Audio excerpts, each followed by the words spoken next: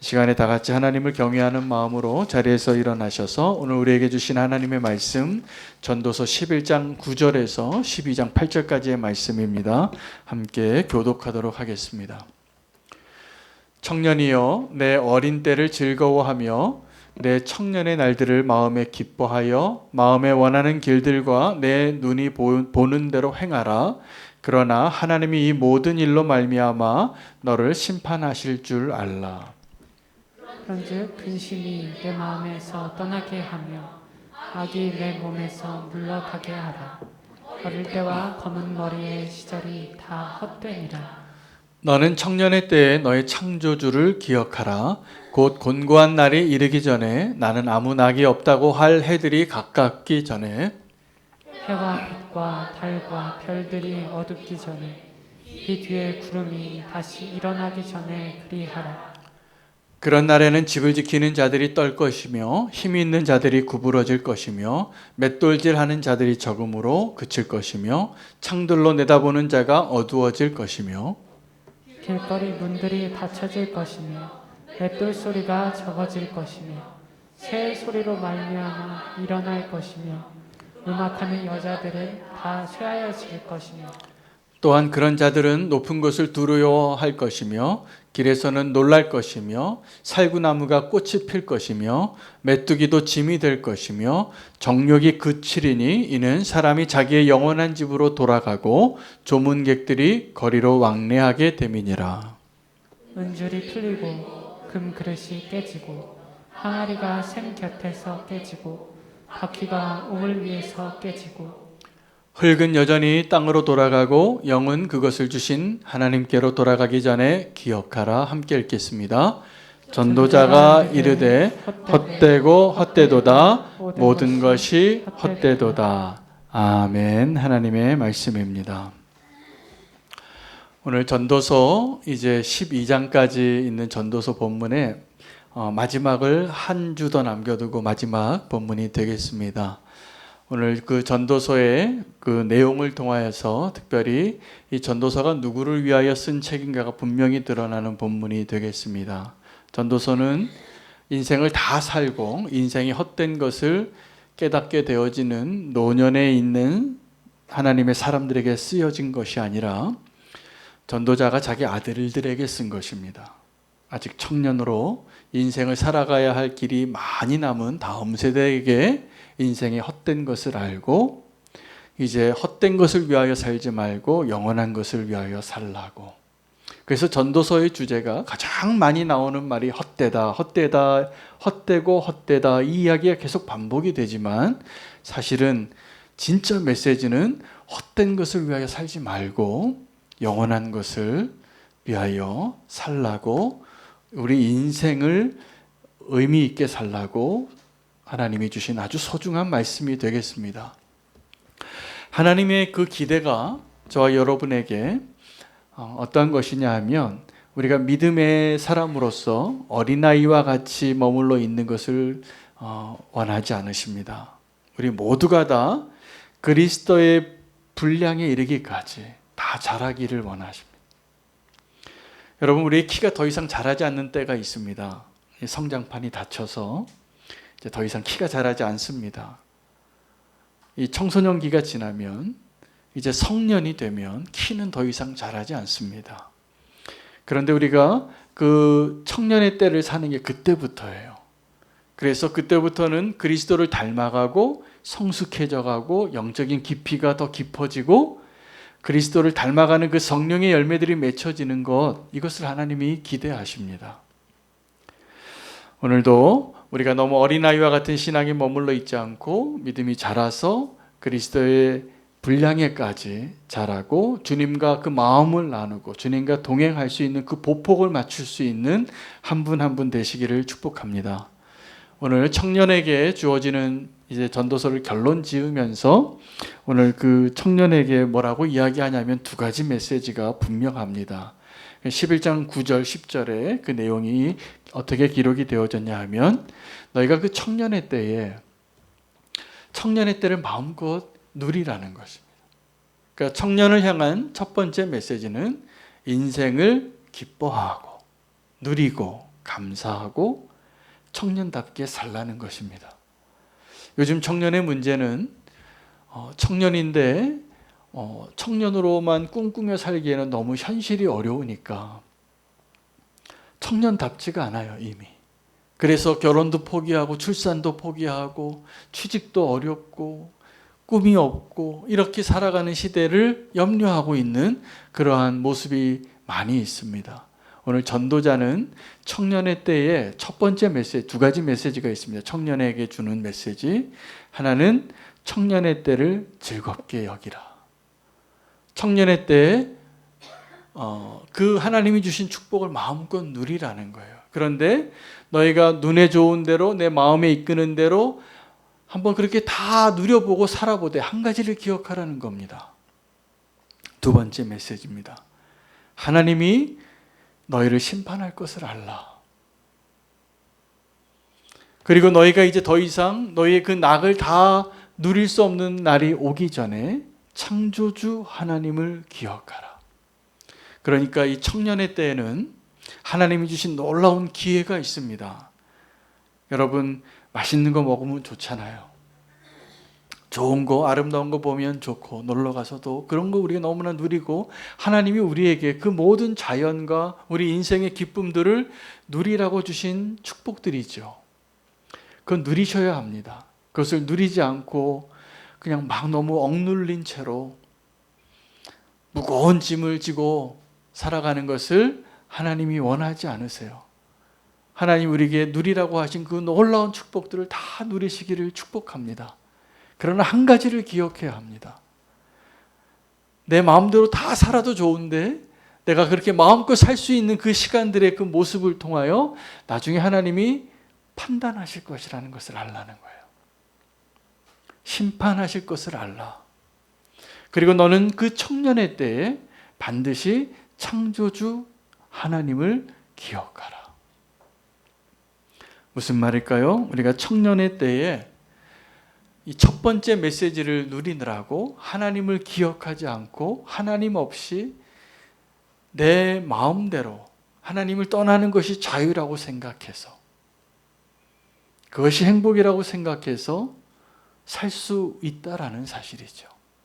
그래서 청년의 때에 하나님이 주신 놀라운 축복들을 누리면서 여러분 이 건강한 균형이 우리 모든 성도님들에게 필요합니다. 여러분 우리가 신앙생활할 때 누릴 줄 알아야 돼요. 행복하셔야 돼요. 감사하고 기뻐하고 누리고 마음껏 그 자유를 누리십시오. 한 가지를 기억하시면서 심판하실 하나님이 계시다는 것을, 심판하실 하나님 앞에 우리가 쓸 것을 기억하시면서 마음껏 누리시기를 바랍니다. 그 청년의 때를 이렇게 이야기합니다. 내 마음에서 근심이 떠나게 하고 악이 내 몸에서 멀어지게 하라. 10절입니다. 그런즉 근심이 내 마음에서 떠나게 하며 악이 내 몸에서 물러가게 하라. 어릴 때와 검은 머리의 시절이 다 헛되니라. 우리 청년의 삶은 굉장히 소중하고 하나님의 놀라운 축복이기도 하면서 그것을 하나님을 기억하지 않고 살거나 심판하시는 주 창조자의 하나님, 창조자 하나님을 기억하지 않고 청년의 때를 허비해 버리면 헛되게 산다는 걸 이야기하는 것입니다. 이게 전도서 전체의 이야기예요. 그 다음에 전도서 12장 1절에서 8절까지의 말씀은 우리가 언젠가 그 인생의 종말을 맞이할 때가 올 거라는 것입니다. 더 이상 기쁨이 없고 더 이상 낙이 없고 노래하는 소리가 들리지 않고 그러나 여전히 내가 없어도 이 세상은 잘 흘러갈 거라는 것이에요. 그게 인생입니다.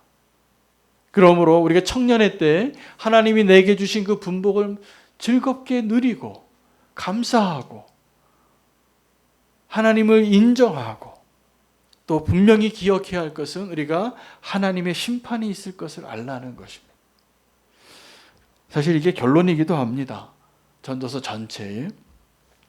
그러나 오늘 이 말씀을 통하여 우리가 인생에 대해서 성경은 어떻게 이야기하고 있는가를 다시 한번 헤아려 본다면 우리가 지금 어떠한 시기에 있고 하나님 우리의 인생을 어떻게 살기를 원하시는가를 분명히 발견하게 해주는 놀라운 지혜의 말씀이 되겠습니다.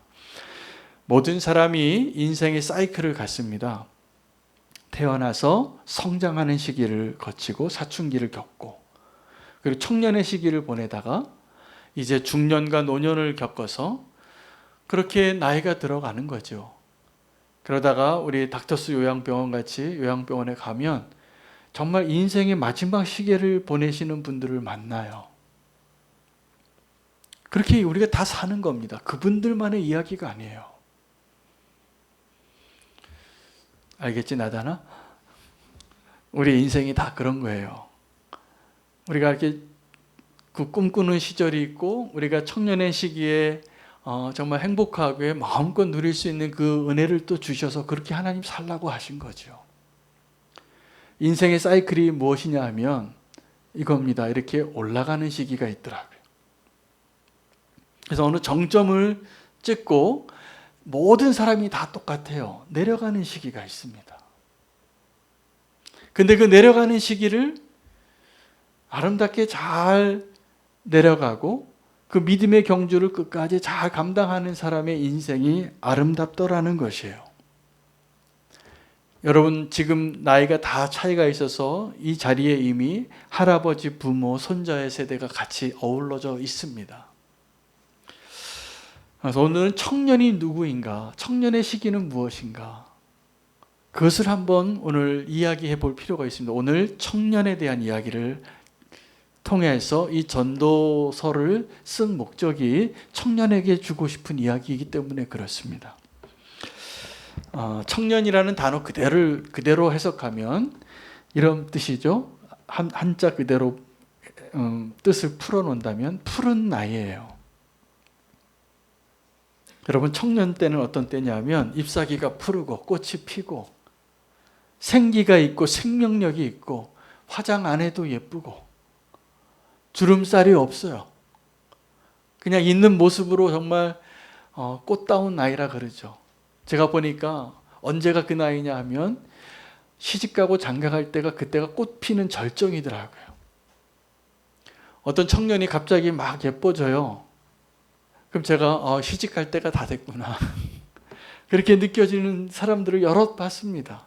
그러다가 정말 청첩장 갖고 오더라고요. 그렇게 꽃다운 나이를 지내는 거죠. 우리가 다 그렇게 결혼하고 그 꽃다운 나이를 지나고 중년으로 또 시니어로 또 이제 노년으로 그리고 언젠가 우리가 흙으로 돌아갈 것. 여러분 저와 여러분이 지금 다 동일하게 우리가 이 땅에 하나님이 보내셔서 이 땅에 하나님 우리에게 생명으로 태어나게 하시고 존재하게 하셔서 그 인생의 사이클을 보내고 있는 것이지요. 많은 분들이 준비된 노년을 원합니다. 준비된 노년 어떻게 가능할까요? 저축을 많이 하면 됩니까? 건강을 잘 유지하면 됩니까? 오늘 이 본문은 아름다운 노년을 준비하기 위한 말씀이기도 합니다. 그것은 그 비결은 청년의 때를 잘 사는 것입니다. 그래서 청년이 무엇이냐에 대해서 좀 알아봤어요, 제가. 여러분, 우리가 누구를 청년이라 그러냐 하면 너무 어린 사람은 청년이라고 안 부릅니다. 아이들이라고 부르죠. 그리고 청소년기를 지나서 통계청 기준으로는 청년을 15세에서 29세까지라고 합니다. 우리 교회도 청년 부서가 있습니다. 홀리웨이브가 청년 부서인데 30살까지예요. 그리고 한 40살까지를 꿈꾸는 요셉이라고 해서 결혼도 하고 싱글이기도 한 그 청년들을 우리 40살까지 청년으로 보는 거죠. 40살이 만만한 나이가 아닙니다. 그 이전에는 불혹의 나이라고 했던 그 나이예요. 근데 거기까지 우리가 사회적으로 관념적으로 우리가 그때를 청년으로 여기고 있습니다. 그런데 얼마 전에 2015년에 유엔에서 발표한 자료에 의하면 이 청년의 나이를 우리가 생각하는 것보다 훨씬 폭이 넓더라고요. 그 유엔에서 발표한 청년은 언제냐면 0살부터 17세까지가 미성년자예요. underage. 그리고 18세에서 65세까지가 청년이에요. 예, 그러니까 그 지하철 프리패스 나오기 전까지 다 청년입니다. 네, 그 65세까지가 다 청년이라고 유엔에서 그렇게 밝혔어요. 그리고 66세부터 79세까지가 중년이래요. 잘 다시 이제 나의 연령대를 조정하시기 바랍니다. 이게 유엔에서 말해준 건데 80세에서 99세까지가 시니어예요. 그 노인도 아니에요. 그다음에 100세 이상을 노인이라고 불러요. 이게 유엔에서 발표한 연령대별 구분입니다. 청년이 그래서 놀랍게도 18세부터 65세 거의 한 40년 가량 되는 이 분량을 청년이라고 정의했습니다. 그런데 성경에서는 청년을 언제까지의 나이라고 볼까요? 제가 오늘 이 전도서에서 그 답을 찾았습니다. 성경에서 말하는 그 청년은 곤고한 날이 오기 전까지 내가 내 마음대로 내 뜻대로 살 수 없고 내가 내 의지로 살 수 없는 그날까지 전도자는 청년이라고 본 겁니다. 그래서 그날이 오기 전까지 너희는 그 청년의 때에 창조자 하나님을 기억하라. 오늘 이 자리에 계신 분들 대부분 오늘 이 자리에서 걸어서 오셨다면 다 청년입니다. 할렐루야. 인정하고 싶지 않으세요? 장로님 청년이세요. 할렐루야. 왜 제가 장로님께 청년이라고 말씀드리고 싶냐 하면 갈렙이라는 사람이 청년이 무엇인가를 삶으로 보여준 사람입니다. 그 전 세대의 사람 중에서 두 사람이 여호수아와 갈렙만 약속의 땅을 밟았습니다. 모세도 못 밟고. 그런데 이 전 세대와 그 다음 세대의 차이가 나이 차이가 40년이 나요. 광야에서 40년을 보냈기 때문에. 그러면 약속의 땅에 들어간 사람들은 다 누구였냐 하면 다음 세대였는데 광야에서 태어난 사람들이에요. 광야에서 태어나서 자란 사람들 제일 나이 많은 사람이 40살이었겠죠. 자, 그런데 그 전 세대의 마지막 사람이었던 이 갈렙이 놀랍게도 그 약속의 땅을 정복할 때 다 두려워서 정복하기 어려운 땅들이 많이 남아있을 때 가장 먼저 선봉에 서서 이 산지를 나에게 달라고 말하는 사람이었습니다. 여호수아하고 갈렙이 사실은 친구거든요. 근데 여호수아는 다음 세대의 그 사람들을 이끌고 가는 모세하고 비교해서 자꾸 젊은 사람인 줄 착각하는데 동갑내기입니다. 그리고 갈렙은 마지막 세대, 전 세대의 마지막 사람인데 가장 청년다운 모습으로 이 산지를 나에게 달라고. 이 갈렙이 놀라운 이유는 정말 나이는 숫자에 불과하다라는 것을 보여준 사람이에요. 내가 나이가 많지만 내가 출입하는데 어려움이 없고 이 어려운 땅을 내가 가장 먼저 점령하겠다고 말할 수 있는 멋진 청년이었어요. 여러분 갈렙 되시기를 축복합니다. 우리 장로님들, 우리 교회 장로님들은 다 갈렙 같으세요. 나이든 그 모습으로 살아가시는 것이 아니라 늘 지금도 도전하고 그 용기와 그 결단으로 살려고 하시는 모습을 제가 많이 발견합니다. 여러분 갈렙은 2인자의 자리를 기뻐했던 사람이에요. 만약에 갈렙이 여호수아와 경쟁하는 사람이었다면 하나님께 섭섭해서 가인처럼 그 에덴 동산을 떠났을 겁니다. 그 막강한 그 자기의 그 용기와 힘을 가지고 내 멋대로 살겠다고. 근데 갈렙이 정말 멋진 시니어예요. 그리고 그는 청년같이 마지막까지 그 사명을 감당하고 그 땅을 정복하는데 사람들 앞에 서서 청년의 용기와 결단으로 청년다운 모습으로 가장 청년다웠어요. 그 용기와 결단이. 성경에서 말하는 청년은 오늘 전도서에 의하면 너에게 그 곤고한 날이, 이제는 그 낙이 없다라고 말하는 날이 오기 전에까지예요. 여러분, 우리가 내 마음대로 살 수 없는 날이 올 것입니다. 지금 내가 원하는 곳을 내가 갈 수 있고, 내가 원하는 것을 먹을 수 있고, 내가 원하는 것을 할 수 있다면 꼭 기억하세요. 내가 아직 청년이구나. 여러분, 베드로가 예수님에게 2번 콜링을 받는데 요한복음 21장에 그가 너는 나를 따르라 라고 예수님이 그를 축복해 줄 때 그가 어떻게 죽을 것을 예언해 주셨어요. 근데 그에게 어떻게 죽을 것을 예언해 주신 내용이 네가 젊어서는 네가 띠띠고 스스로 다니지만 네가 늙어서는 네가 원치 않는 곳으로 사람들이 너를 이끌고 가리라. 그런데 그것이 어떠한 죽음으로 그가 죽을 것인가를 예언한 것이라고 요한이 기록해요.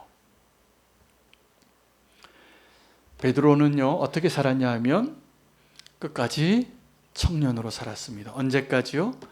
죽음의 순간 바로 직전까지. 우리가 오늘 청년으로 사는 그리스도인의 인생이 어떠한 것이냐 하면 죽음이 다가오는 그 마지막 순간까지 청년같이 사는 거예요. 이제 이 땅에 더 낙이 없다. 이제 내 힘으로 내가 원하는 곳에 갈 수 없다라고 그렇게 살게 되어지는 그 순간까지 그리스도인은 청년으로 살라고 하나님께 부름받은 사람들입니다. 아멘이죠? 저도 그렇게 살고 싶습니다. 사실은 인생의 전성기는 아까 말씀드린 인생의 그 라이프 사이클 가운데 정점에 있는 때는 아마 청년의 어느 순간이겠죠. 전성기가 다 있습니다. 내 인생에 가장 왕성하게 활동하고 가장 왕성한 성과가 있고 성취를 이루고 그리고 언제부터인가 그 자리를 내려오는 시기가 있어요. 근데 그 내려오는 시기도 잘 자기의 그 책임의 분량을 잘 조절하면서 잘 내려오는 분들이 끝까지 믿음의 경주를 잘 하시더라고요. 바울이 그랬습니다. 바울이 죽는 순간까지 표대를 향하여 그가 노년의 감옥에 갇히고 병들어서 외로울 때에도 그는 믿음의 경주를 하는 사람이었어요. 끝까지. 그리스도인이 그 믿음의 경주를 끝까지 하는 그 모습은 청년으로 사는 모습이에요. 할렐루야. 우리 모두가 다 그 청년으로 그 믿음의 경주를 감당하는 그 삶으로 부름받았는데 전도서가 정확하게 그 이야기를 하는 거예요. 인생에 낙이 없고 이제 내 힘으로 내 마음대로 갈 수 없는 그날이 오기 전까지 다 청년으로 살라. 그 청년으로 사는 것이 나에게 주신 그 분복을 이해하고 그것을 누리고 창조주 하나님, 심판자 하나님을 기억하며 살게 될 때 그렇게 될 것입니다. 죽음 앞에 서기 바로 전까지 여러분, 우리는 청년으로 살아야 되고 내 인생의 전성기가 이 청년의 때예요. 그러나 인생의 정말 황금기는 언제냐 하면 내가 죽는 순간입니다. 내가 죽음 앞에 서는 그 순간에 가장 아름다운 모습으로 믿음의 삶으로 내 인생을 맞이할 수 있게 될 때 그것이 내 인생의 황금기예요. 이 전성기와 황금기를 혼돈하시면 안 됩니다. 내 힘이 왕성해서 내가 전성기에 인생을 살 수 있는 청년의 시기가 있고 내가 인생을 잘 살았는지 못 살았는지는 내가 죽음 앞에 섰을 때 어떠한 모습으로 죽는가가 내 인생을 결정하는, 평가하는, 판단하게 되어지는 그 증거와 그 근거가 될 것입니다. 죽을 때 우리가 어떻게 죽는가?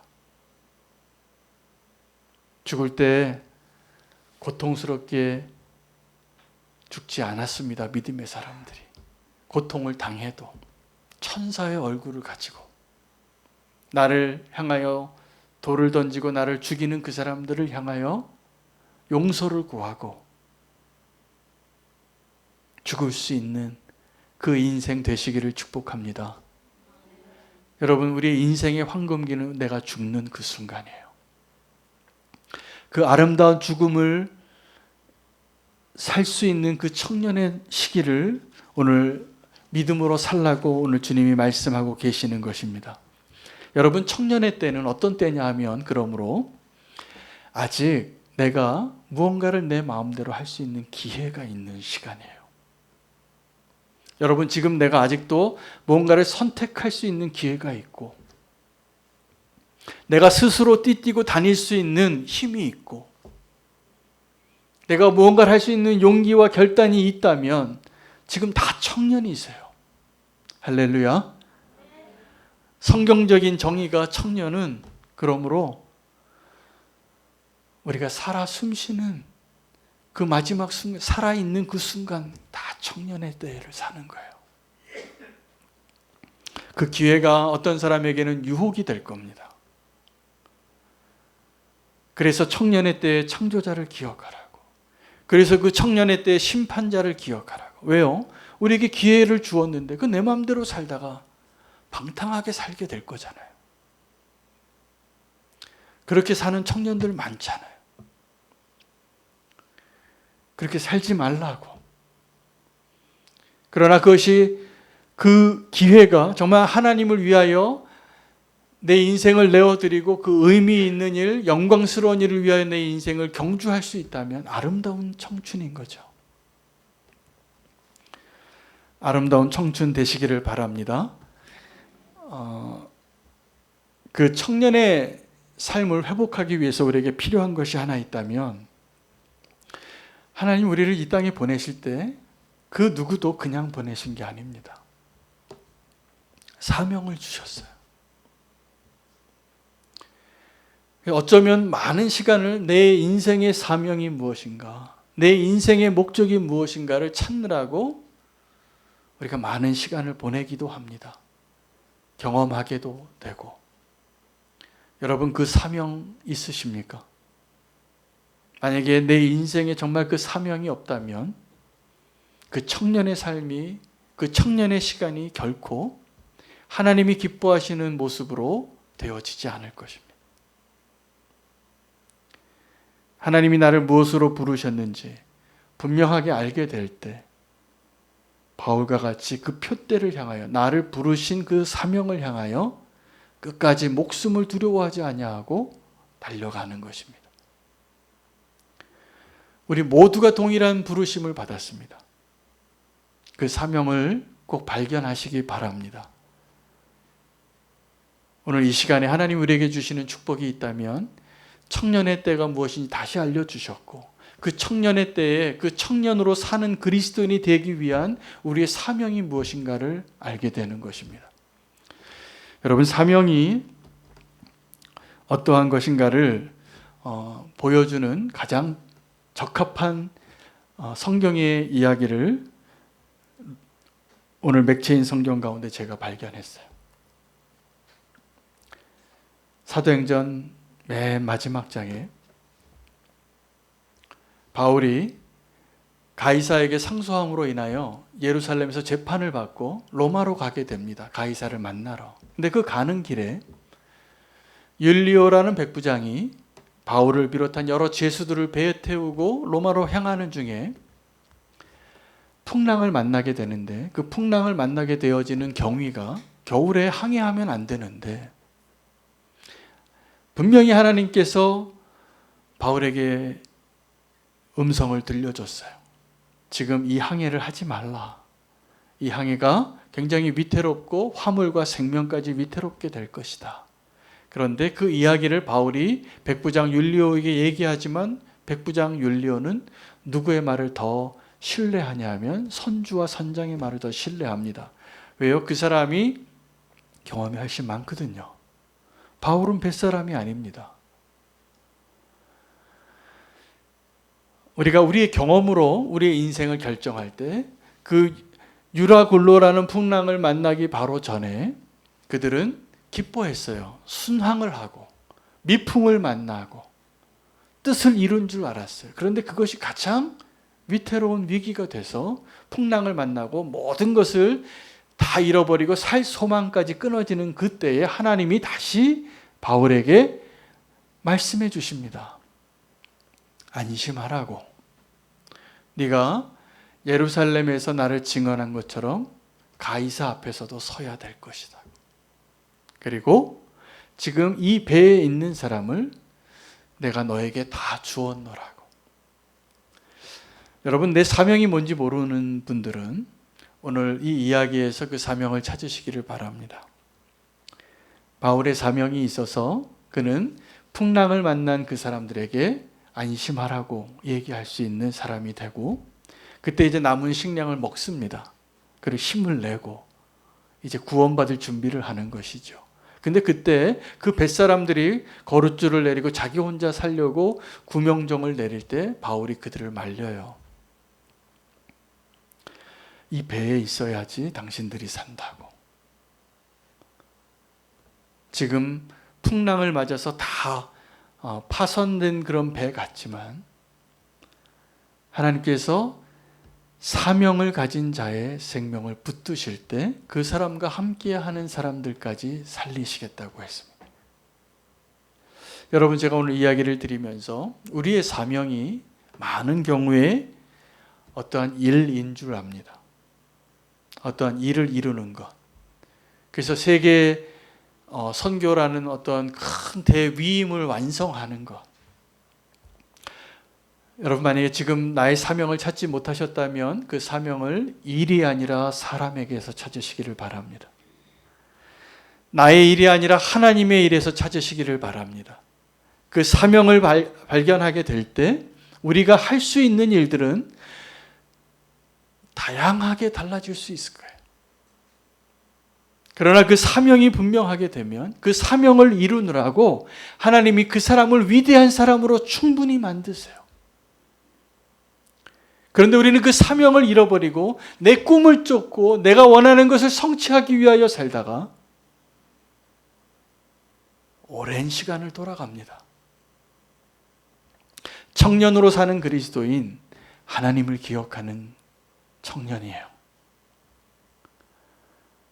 청년의 때 내가 내 힘으로 무언가를 할 수 있고 아직도 그런 기회가 있을 때, 여러분, 이 자리에 계신 모든 분들이 지금 제가 보기에는 청년으로 사는 그리스도인인데 그 청년으로 사는 그 삶을 살기를 원하신다면 내가 이 살아있는 동안에 내가 왜 사는지를 아셔야 돼요. 먹기 위해 사시는 거예요. 그런데 우리가 그 사명을 잃어버리고 하나님 나를 무엇으로 부르셨는가를 잃어버리면 그렇게 삽니다. 뭔가 열심히 사는데, 하나님이 나를 부르시고 초청해도 시간이 없다라고 분주하게 사는데 왜 사는지를 몰라요. 그냥 얼마의 그 수입을 얻기 위하여 무엇을 먹을까, 무엇을 입을까, 그것을 얻는 것이 내 인생의 목적이라고 생각하는 그 삶은 정확하게 그 이스라엘이 애굽에서 살았던 모습이에요. 하나님 우리를 그 애굽에서 건져내셔서 그 인생의 진정한 목적, 하나님을 알고 하나님을 예배하는 그 일 가운데, 하나님이 우리 각 사람에게 하나님이 주신 그 부르심과 그 사명을 발견하는 일 가운데 부르셔서 그 사명으로 사는 그리스도인이 되기를 원하시는 겁니다. 여러분, 그 사명이 내 인생 가운데 어떤 위대한 일을 이루는 것, 그런 사람들 보면 대부분 그거 실패하더라고요. 여러분, 그리스도인의 흔들리지 않는 가장 기본적인 사명이 하나 있다면 하나님을 잘 믿는 겁니다. 여러분, 하나님을 잘 믿으려고 살아보십시오. 그때요, 무엇을 먹을까, 무엇을 입을까 그렇게 걱정 안 하실 겁니다. 근데 하나님을 믿는 게 흔들리면 무엇을 먹을까, 무엇을 입을까가 걱정되실 거예요. 그래서 그 청년의 때에 너의 마음에서 근심을 멀리하고 너의 몸에서 악을 떠나보내라고, 우리가 하나님을 아는 일에 실패하면 그 성도의 가장 기본적인 그 사명을 잃어버리면 분명히 방황합니다. 그래서 하나님을 잃어버리고 하나님을 위한 일이 나의 비전이 돼요. 그렇지 않습니다. 하나님을 아는 것 자체가 우리의 사명이에요. 하나님 잘 믿으시기 바랍니다. 우리 한경직 목사님이 돌아가시기 전에 목사님들에게 정말 진심 어린 충고하시고 돌아가셨어요. 후배 목사님들에게 예수님 잘 믿으라고. 그게 예사로운 말이 아닙니다. 가장 본질을 깨뜨리신 거예요. 목사가 돼도 예수님 믿는 일에 믿음이 흔들리면 사명이 없는 목사예요, 사실은. 큰 교회 세우는 게 그 목사님의 사명이 돼요, 그러면. 근데 큰 교회는 세웠는데 하나님이 없어요. 그러면 성공한 인생이 아닌 거죠. 평생 개척교회에서 고생을 해도 하나님을 믿는 일에 온전하게 성공한 목사님이라면 성공한 목회자예요. 한 영혼 주님께로 인도했다면 성공한 목회자예요. 저는 우리가 예배할 때에도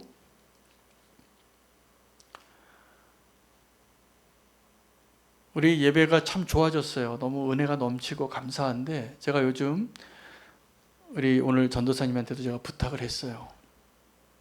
예배하는데 우리가 기교와 재능으로 예배하지 말라고. 정말 예배자가 돼야 된다고. 그건 모든 성도님들에게 다 해당되는 말이에요. 우리가 하나님 앞에 하나님을 인정하고 하나님을 믿는 일에, 하나님을 아는 일에 실패하고 다른 일 열심히 하는 것이 사명을 잃어버린 자의 모습이에요. 정확하게. 하나님 잘 믿으시기 바랍니다. 그게 우리가 청년의 때 하나님 우리에게 주신 사명이에요. 그게 우리 인생의 가장 근본적인 부르심이에요. 하나님을 잘 믿는 것, 예수님을 잘 따라가는 것, 그 일에 성공하면 그 나머지 일은 전혀 문제가 되지 않습니다. 거꾸로 되는 거죠, 지금 우리가. 청년으로 사는 그리스도인, 우리의 잃어버린 사명을 다시 찾는 것인데 그 사명은 정확하게 하나님을 잘 믿는 것입니다. 하나님 잘 믿으시기 바랍니다.